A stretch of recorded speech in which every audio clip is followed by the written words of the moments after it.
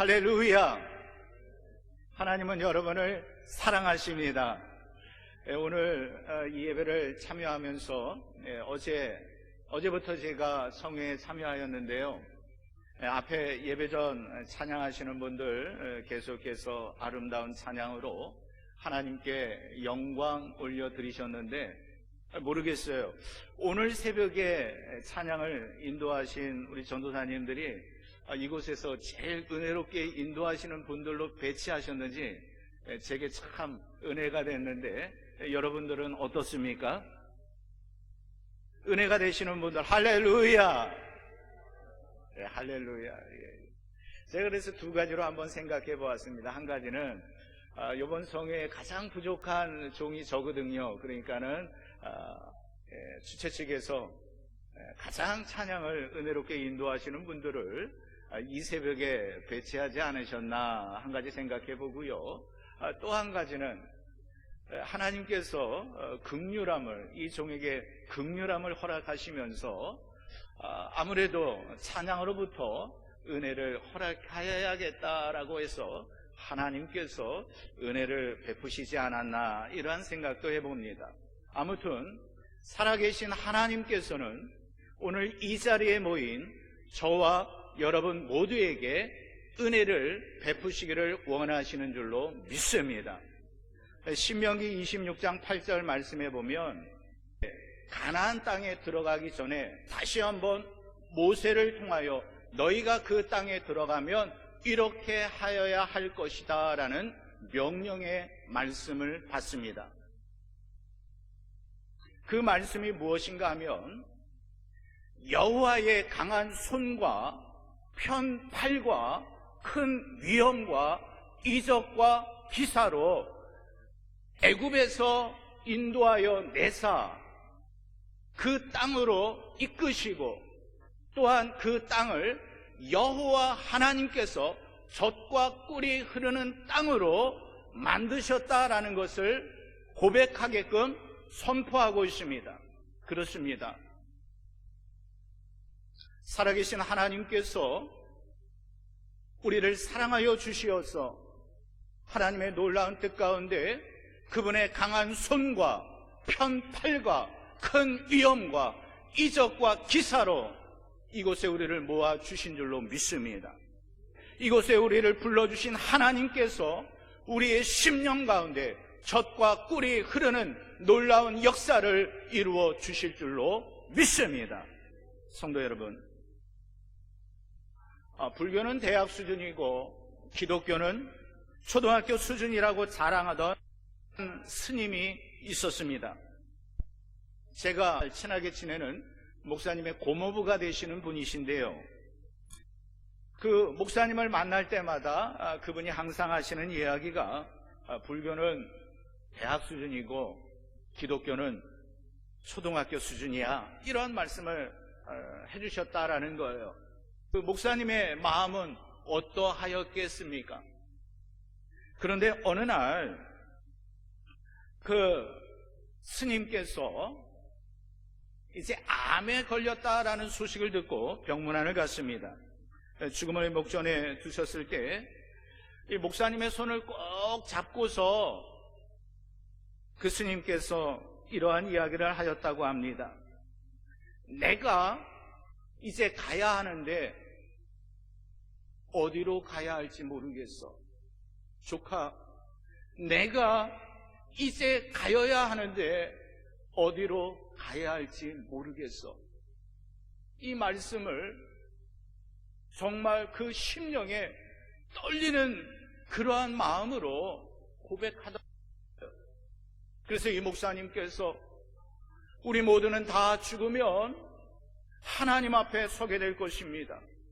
그런데 예수 그리스도를 통하여 죄의 문제가 해결되지 아니하면 모두가 지옥에 갈 수밖에 없습니다. 죄의 문제는 예수 그리스도의 보혈로 가능합니다. 이렇게 소개하였다고 합니다. 이 말씀을 들을 때에 그 스님의 눈빛은 아주 간절하였다라고 이야기를 합니다. 성도 여러분,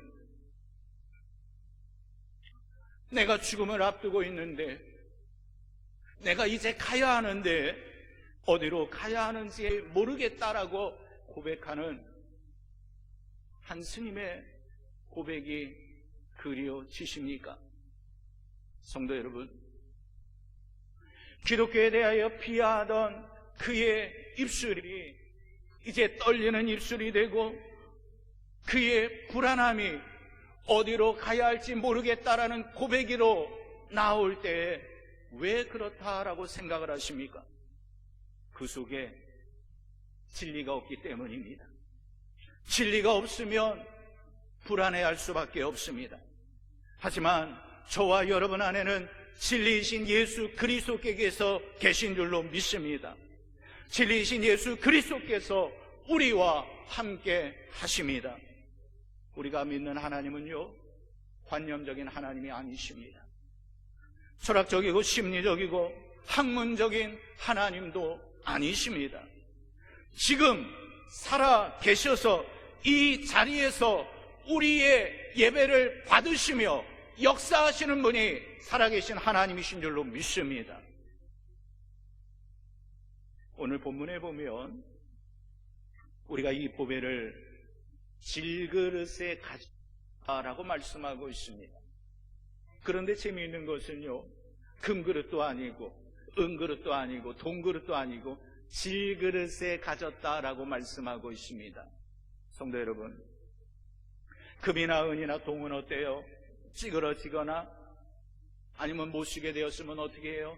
다시 녹여서 쓸 수 있습니다. 그러나 질그릇은요, 깨지면 끝입니다. 질그릇은 흙으로 만들었기 때문에요, 너무나 비천합니다. 질그릇은 평범합니다. 조금만 잘못해도 상처를 입습니다.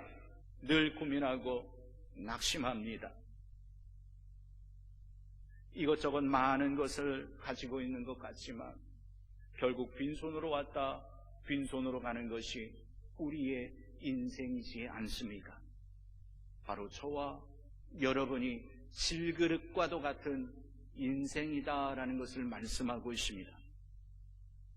옛날 중동 지역의 왕들은요, 도난을 방지하기 위하여 이 보배를 질그릇에 넣어, 싸구려 질그릇에 넣어 땅에 파묻는 그러한 경우들이 많았다고 합니다. 사도 바울을 통하여 이 편지를 받고 있는 고린도 교회 성도들은요, 보배가 질그릇에 담겨 있다라는 이 메시지를 들을 때에 저들은 한 번에 너무나 쉽게 이해할 수 있었습니다. 성도 여러분, 사도 바울의 이 짧은 한 구절 속에 굉장한 중요한 영적 원리가 담겨 있습니다. 약 10여 년 전의 이야기입니다. 저하고 아주 절친인 친구 목사님이 40일 금식 기도를 한다라는 이야기를 듣게 되었습니다. 그래서 그 친구에게 제가 40일 금식하는데 그래도 내가 한 번은 방문할게 라고 이야기를 했어요. 하루가 지나고 이틀이 지나고 열흘이 지나고 친구인 제가 한번 가겠다라고 이야기를 했는데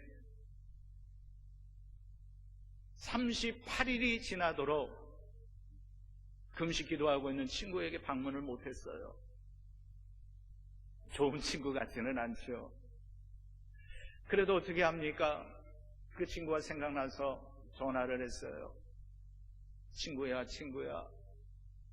그랬더니 그 친구가요, 전화를 받는데 정말 죽어가는 목소리로 민인이라고 소리를 겨우 내서 대답을 하는데 더 이상 제가 아무 말도 못하겠더라고요. 전화를 끊었습니다. 그리고 한 일주일 정도 지난 후에 보식을 하고 있는 친구를 찾아갔습니다. 그리고 그 친구를 향하여 제가 이러한 이야기를 했어요. 야, 대단하다. 40일을 금식기도함에 있어서 하나님께서 은혜 중에 지켜주셨지만, 참 내 친구이지만 너는 참 대단해 라고 이야기를 하니까 그 친구가 제게 하는 이야기가 뭔 줄 아십니까? 그런 소리 하지 마. 오죽했으면 하나님께서 나를 40일을 금식하게 하셨을까? 오죽했으면 내가 40일을 금식할까? 이런 이야기를 그 친구가 저에게 해주더라고요. 저는 그때는 이해를 못했어요. 그런데 약 2년 정도 흐른 후에 하나님께서 저를 40일을 금식하는 그 길로 이끄시더라고요. 제가 40일을 금식하면서 그 친구가 하였던 그 이야기가 이제는 깨달아지더라고요. 오죽했으면 하나님께서 나를 이 자리로 이끌어 주셨을까? 오죽했으면 하나님께서 이 자리로 나를 이끌어 주셨을까? 사랑하는 성도 여러분, 참 제가 여러분을 뵐 때 너무나 대단하십니다. 코로나19로 이 어려운 시대에 이곳 성산에 올라와서 살아계신 하나님께 기도하고 계시는 여러분들이 참으로 위대해 보이십니다. 그런데 여러분의 속은 어떻습니까? 목사님, 제가 오죽했으면 여기 올라왔겠습니까? 목사님, 제가 오죽했으면 밤을 지새며 기도하겠습니까? 목사님, 제가 오죽했으면 금식하며 기도하고 있겠습니까? 여러분의 속사정이 이렇지 않습니까? 성도 여러분, 하지만 저는 믿습니다. 40일을 금식 기도하였던 우리 친구를 지키셨던 하나님께서, 단일 목회 사역지를 놓고서 40일을 금식하였던 제게 함께 하셨던 하나님께서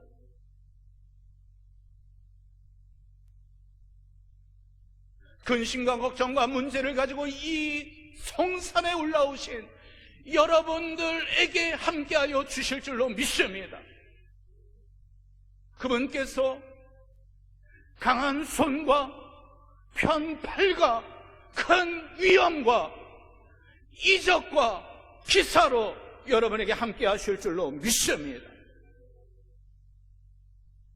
정신의학자들은 말합니다. 현대인들이 많이 앓고 있는 고혈압, 초혈압, 류마티스, 신장염, 관장염, 신경통, 위장병 등 약 70%는요 염려, 근심, 불안, 공포 때문이다라고 이야기를 합니다. 심지어 얼굴에 나는 피부병까지도 마음 때문에 그렇게 이루어지는 경우가 많다고 합니다. 의식주 문제를 비롯하여 건강과 질병 문제, 승진과 진급의 문제, 은퇴와 노후의 염려, 그리고 자녀에 대한 염려, 마지막에는 죽음에 대한 염려까지 있지 않습니까? 한마디로 염려 없는 사람은요 한 사람도 없습니다. 이 세상에 살 동안 우리에게는 늘 염려가 따르게 되어 있습니다. 하지만 우리는 결단해야 합니다. 염려를 짊어지고 살 것인가, 이 염려를 살아계신 하나님께 올려드리고 내 안에 계신 예수 그리스도로 인하여 자유할 것인가. 저는 소망합니다. 여러분 안에 계신 예수 그리스도로 인하여 자유함을 소유하시게 되시기를 주님의 이름으로 축복합니다.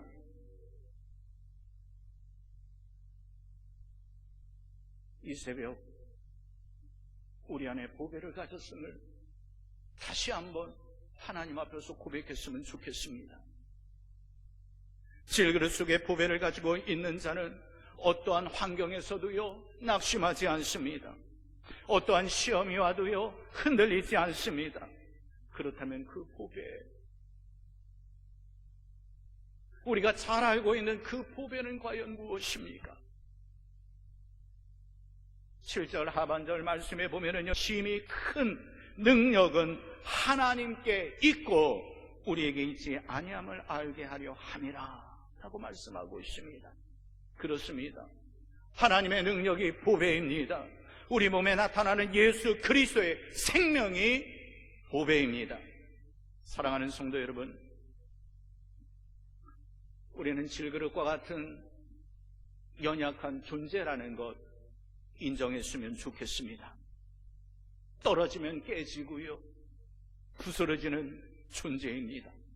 녹여서 다시 쓸 수도 없는 존재입니다. 재활용도 불가능한 존재입니다.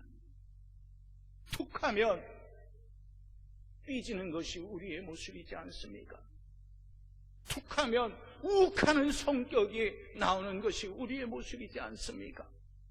하지만 우리 안에 보배이신 예수 그리스도께서 담겨 있다면 말은 달라집니다. 예수 그리스도가 담겨 있는 삶은, 사람은 달라집니다. 예수님 닮아 좋은 나무 되어 아름다운 열매를 맺는 사람은 기쁨이 넘칩니다. 표정이 달라집니다. 제가 이 자리에서 괜히 여러분들 마스크는 쓰고 계시지만 여러분이야말로 예수 그리스도를 품으신 분들이시며 보배이신 예수 그리스도를 소유하신 분들이신 것 같습니다. 믿으십니까? 여러분 중에는 또 이런 분이 계실 거예요. 저는 아닌 것 같은데. 아닌 게 아니고요, 우리는요, 우리의 약함을 인정하면서 우리를 통하여 역사하시는 하나님을, 예수 그리스도를 믿고 고백하는 것입니다. 히브리서 11장 말씀에 보면은요, 믿음은 바라는 것들의 실상이라라고 말씀하고 있습니다. 믿음은 바라는 것들의 실제입니다. 우리가 믿고 고백할 때에 하나님께서는 그렇게 우리를 사용해 주십니다. 요한 웨슬리는요, 이러한 이야기를 했습니다. 하나님은 기도에 응답하시는 것 외에 아무것도 하지 아니하신다. 그렇습니다. 기도하면 하나님께서 응답하십니다. 기도하면 예수 그리스도의 은혜가 우리에게 임합니다. 성도 여러분, 특별히 예수 그리스도의 영은요, 기쁨의 영입니다. 우리가 잘 알고 있는 데살로니가전서 5장 16절 이하의 말씀에 뭐라고 말씀하고 있습니까? 항상 쉬지 말고 범사에, 항상 기뻐하고 쉬지 말고 기도하고 범사에 감사하라. 이는 그리스도 예수 안에서 너희를 향한, 우리를 향한 누구의 뜻이라고요? 하나님의 뜻입니다. 하나님의 뜻은요, 우리가 항상 기뻐하는 것이에요. 성도 여러분, 이제 이 성산에서 우리의 가정으로 돌아가고 우리의 직장으로 돌아갔을 때에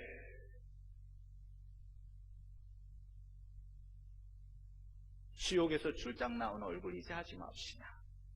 문제 없는 사람 어디 있겠습니까? 염려 없는 사람 어디 있겠습니까?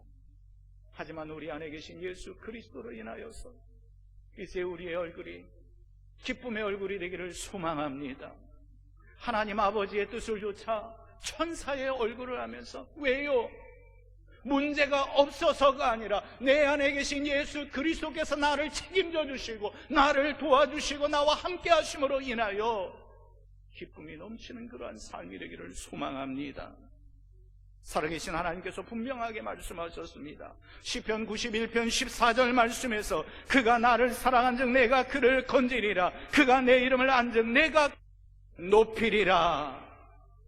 우리가 그를 사랑하고 그를 고백할 때 그분께서 우리를 사랑해 주시고 그분을 인정할 때에 그분께서 우리를 높여 주십니다. 크고 작은 문제는 우리가 해결하는 것이 아니라 우리 안에 계신 예수 그리스도께서 해결해 주십니다. 한 주간 나라와 민족 복음화를 위해 기도한 여러분 모두에게 기대하지 아니한 하나님의 놀라운 섭리들이 이루어지기를 주님의 이름으로 축복합니다. 로마서 8장 35절 말씀에 보면 누가 우리를 그리스도의 사랑에서 끊으리요? 환난이나 박해나 기근이나 적신이나 위험이나 칼이랴 라고 말씀하고 있습니다. 그 어느 것도 그리스도의 사랑에 우리를 끊을 수 없습니다. 우리 희망을 버리지 맙시다. 예수 그리스도께서 우리와 함께 하시고 계십니다. 다니엘이 뜻을 정말 하나님께서 다니엘에게 지혜를 주셨고 길을 허락하여 주셨던 것처럼 우리에게 하늘의 지혜를 다니엘에게 허락하여 주셨던 10배의 지혜를 허락해 주시기를 주님의 이름으로 축복합니다. 축복합니다. 그렇기 때문에 우리는 온 세상 날 버려도 온 세상 날 예수 그리스도께서는 안 버리실 줄로 믿습니다. 우리가 잘 부르는 찬양 88장 찬양 2절 가사에 보면은요, 온 세상 날 버려도 주 예수 안 버려 끝까지 나를 돌아보시니 주는 저 산 밑에 백합 빛나는 새벽별 이 땅 위에 비길 것이 없도다. 온 세상 날 버려도 주 예수 안 버려. 할렐루야. 우리 한번 고백해 볼까요? 온 세상 날 버려도 주 예수 안 버려. 온 세상 날 버려도 주 예수 안 버려. 우리 새벽 시간이지만 가사 이 부분만 한번 다시 해볼까요? 온 세상 날 버려도 주 예수 안 버려 끝까지 나를 돌아보시니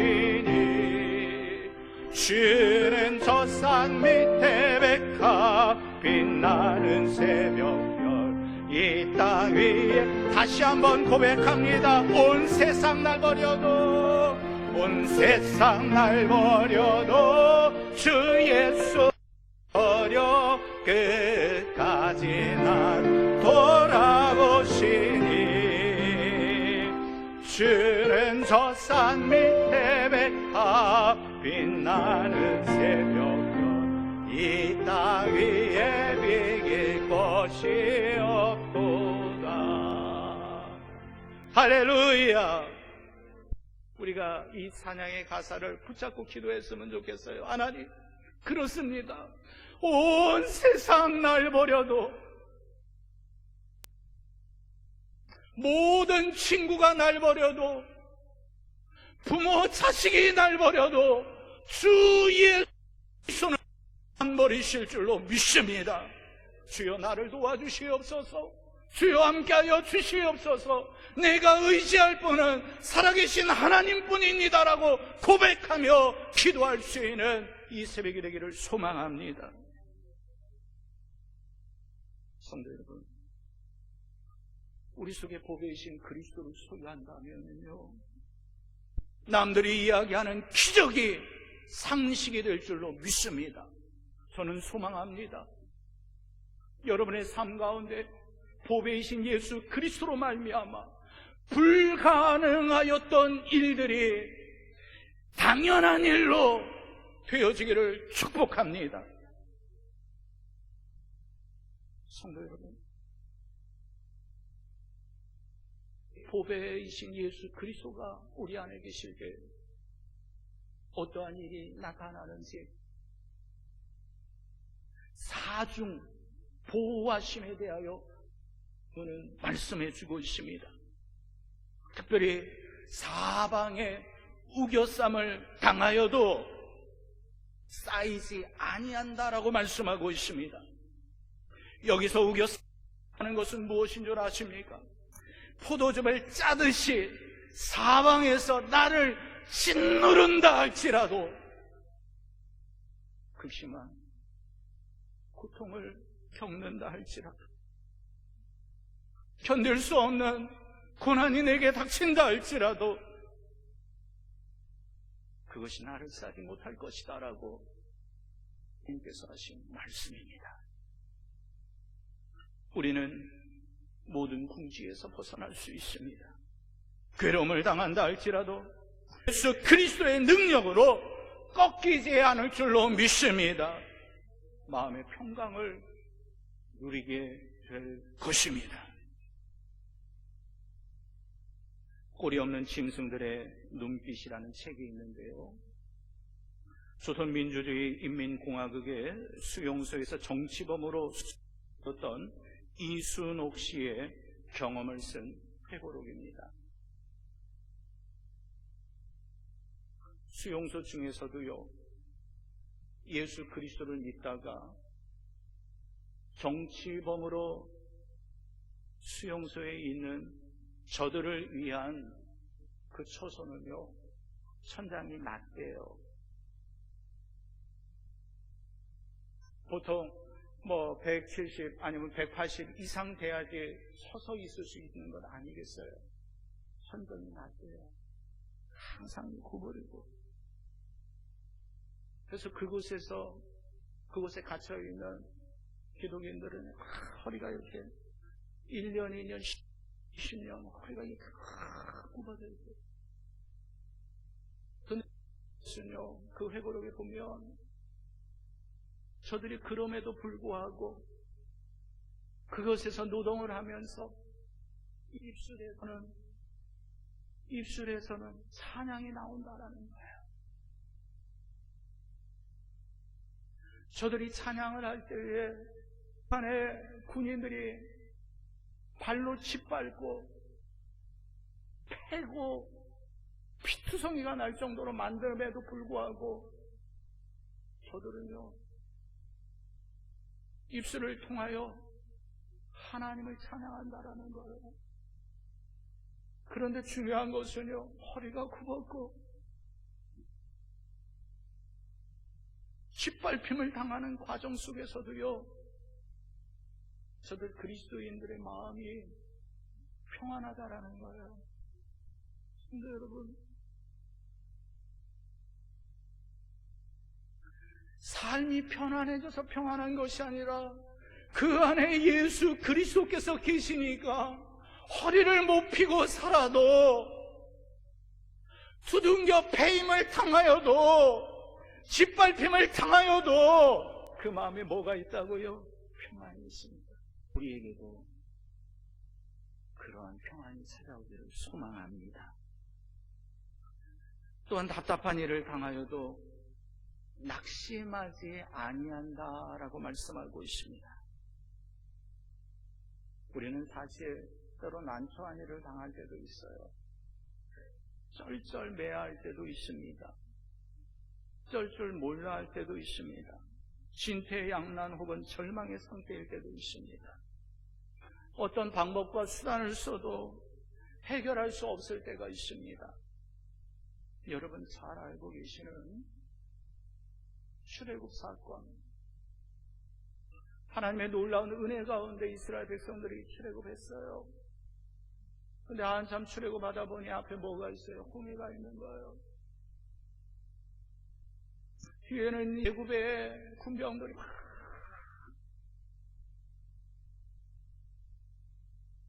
모래구름을 일으키면서 오고 있어요. 앞을 보니 갈 수 없고 뒤를 보니 갈 수 없고 하늘을 보니 땅을 보니 어디로도 갈 수 없는 그 상황 속에서 사실 이스라엘 백성들이 택한 것은 무엇인 줄 아십니까? 모세를 원망하는 것이었습니다. 모세를 원망함으로 저들은 길을 찾으려 했어요. 답을 찾으려 했어요. 그러나 이때 하나님의 사람 모세가 택한 것은 무엇인 줄 아십니까?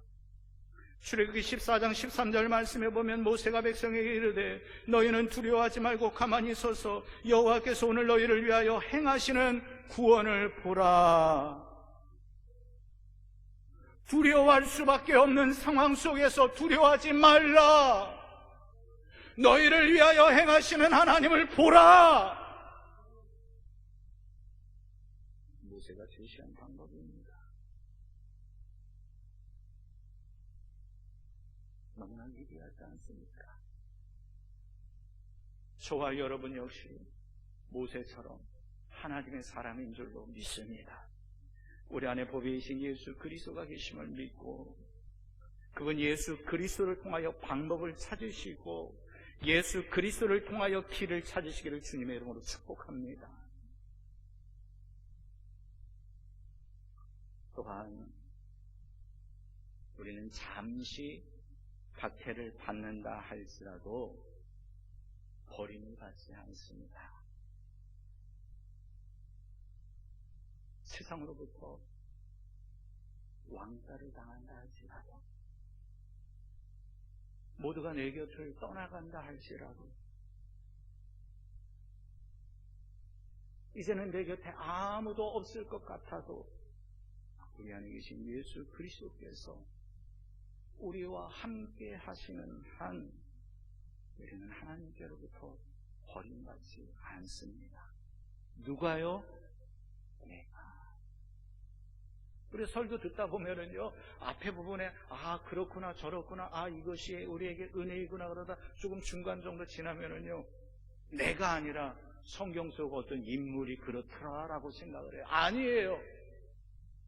지금 오늘의 본문의 말씀은, 은혜의 말씀은, 능력의 말씀은 동네 아저씨에게 하는 것이 아니에요. 하나님께서 지금 우리에게 주신 말씀인 줄로 믿습니다.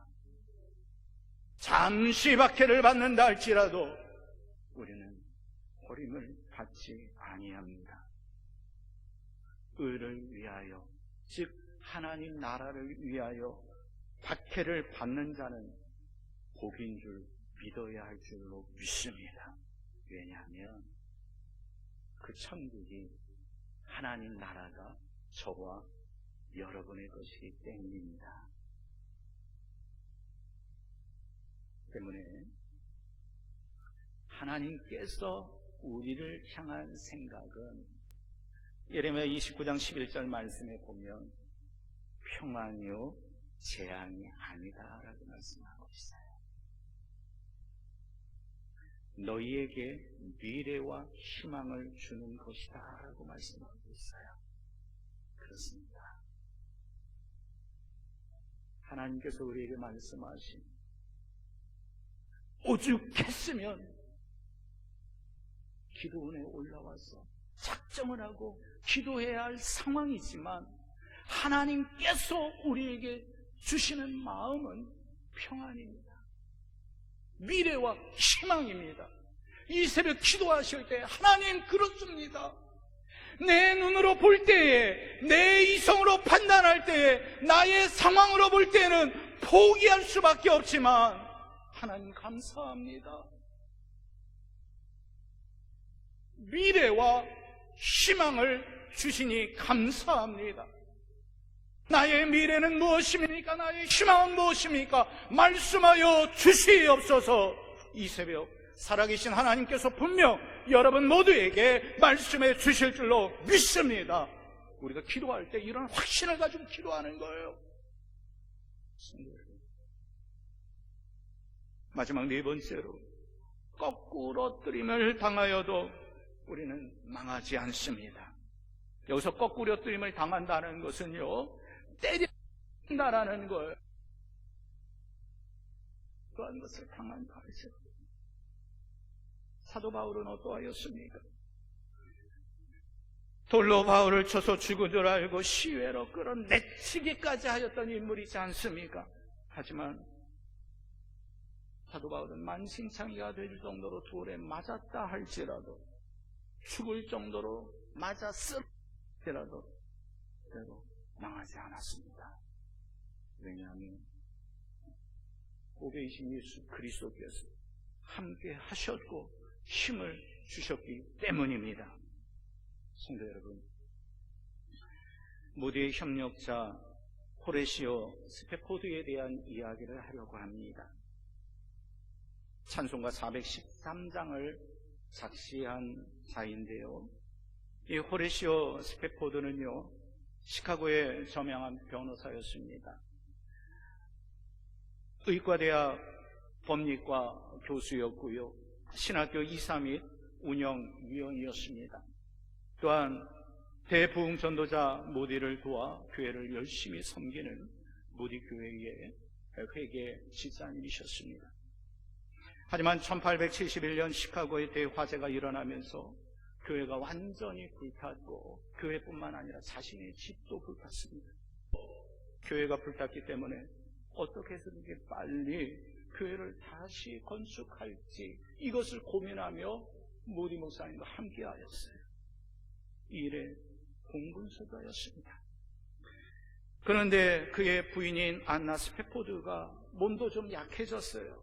여러 가지로 힘든 시간을 보내었기 때문에, 여보, 우리 온 가족이 유럽에 가서 조금 쉬었다 오죠. 근데 이 스테포드는요, 교회 일에 너무 열심을 내다 보니까 아내와 네 딸을 먼저 유럽으로 가도록 이렇게 보냈어요.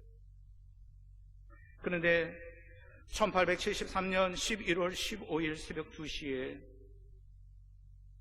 그들이 탄 배가 대서양을 지나다가 다른 배와 충돌하게 되었어요. 226명의 목숨을 잃게 되었는데, 그때 스페포드의 네 딸이 죽음을 맞이하게 되었습니다. 영국 웨일즈의 그 부인이 도착했는데, 이 스페포드는 그 소식을 듣고 아내를 향하여 갑니다. 아내를 향하여 가고 있는데 선장은 말합니다. 스페포드 선생님, 바로 우리가 지금 지나고 있는 이 해역에서 배가 충돌하여 선생님의 네 딸이 죽음을 맞이한 곳입니다. 너무나 마음이 아팠습니다. 손실에 들어와서 펑펑 울었습니다. 주님, 왜 저에게 이 고통을 주십니까? 마치 여러분이 이 한 수간 살아계신 하나님 앞에서 왜 저에게 이 고통을 주십니까? 여러분이 기도한 것처럼 스테포드도 하나님께 기도하였어요. 하나님, 왜 이 고통을 내게 주십니까? 그때 그에게 하나님께서 주신 말씀, 너는 달려가서 그를 맞아 이르기를 너는 평안하냐, 내 남편이 평안하냐, 아이가 평안하냐 하라 하였더니 여인이 대답하되 평안하였다. 이게 뭔가 하면은요, 엘리사가 아이 없는 수냄 여인에게 위하여 기도해 줬더니 아이가 생겼고, 그런데 아이가 성장하여서 죽음을 맞이하게 됐어요. 그 죽음을 맞이한 그 아이를 살리려고 엘리사가 갈 때에 그 어머니에게 평안하냐라고 하였을 때, 너는 평안하냐, 내 남편이 평안하냐, 아이가 평안하냐 하였을 때, 평안합니다, 평안합니다, 평안합니다. 아이가 죽었어요. 평안합니까? 하지만 입술의 고백은 평안이었습니다. 할렐루야. 우리에게 이 평안이 있기를 소망합니다. 이 풍랑이는 바람을 보면서 스페포드는요, 내 평생에 가는 길 순탄하며 늘 잔잔한 강 같은지 1절을 기록하였어요. 갑판에 나아가 이렇게 파도를 보면서 막 파도가 몰아치는 것을 보고 저 막들을 삼키려고 입 벌려 달려와도, 그리고 자신을 바라볼 때에 자신의 죄와 허물이 보이는 것입니다. 내 지은 죄 주홍빛 같아도 하늘을 쳐다보니 뭉게구름이 피어오르고 있습니다. 그러면서 딸들이 이렇게 이야기하는 것 같아요. 아빠, 우리는 여기에 먼저 왔어요. 성도 여러분, 스페포드가 4절을 기록하면서 저 공중에 구름이 일어나며 큰 나팔을 울 때에 주 오셔서 세상을 심판해도 나의 영혼은 수 없으리. 할렐루야. 바로 우리에게 이러한 은혜가 있기를 소망합니다. 사랑하는 성도 여러분, 그렇습니다. 우리 안에는 보배이신 예수 그리스도께서 계십니다. 우리에게 능력이 있습니다. 무명한 자 같으나 유명한 자요, 죽은 자 같으나 보라 우리가 살아있는 자요, 징계받는 자 같으나 죽임을 당하지 아니하였습니다. 근심하는 자 같으나 항상 기뻐하고, 가난한 자 같으나 많은 것을 부유하게 하시고, 아무것도 없는 자 같으나 모든 것을 가진 자로 만드신 분이 살아계신 하나님이신 줄로 믿습니다. 앞으로 여러분에게 이러한 역사가 일어날 줄로 믿습니다. 왜요? 우리가 달라서가 아닙니다. 우리에게 특심이 있어서가 아닙니다. 보배이신 예수 그리스도로 인하여 이러한 은혜가 여러분 모두에게 임하시기를 주님의 이름으로 축복합니다. 축복합니다. 이 시간 우리 함께 기도했으면 좋겠습니다. 이 시간 기도하실 때 하나님, 내게 성령 충만함을 허락하여 주시옵소서. 하나님, 오죽했으면 이곳에 올라왔겠습니까? 하지만 하나님의 주시는 그 평강으로 함께하여 주시옵소서. 내 안에 계신 보배이신 예수 그리스도로 인하여 주여 낙심하지 아니하게 하여 주시옵소서. 핍박을 받아 버림받지 않게 하여 주시옵소서. 거꾸로 뜨림을 당하여도 망하지 않게 하여 주시옵소서. 우리 주여 3번의 치시고 함께 기도하겠습니다. 주여, 주여.